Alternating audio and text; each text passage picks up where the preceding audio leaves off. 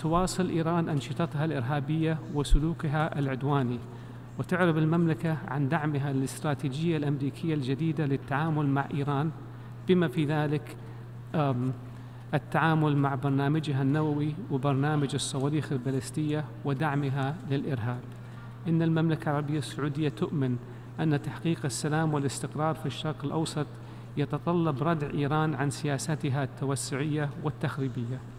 لقد قامت إيران بتشكيل الميليشيات الإرهابية المسلحة وتزويدها بالصواريخ البالستية واغتيال الدبلوماسيين والاعتداء على البعثات الدبلوماسية، فضلاً عن إثارة الفتن الطائفية وتدخلها في شؤون دول المنطقة. إن هذا السلوك العدواني يشكل انتهاكاً صارخاً لكافة المواثيق والمعاهدات الدولية وقرارات مجلس الأمن، الأمر الذي جعل إيران تحت طائلة العقوبات الدولية.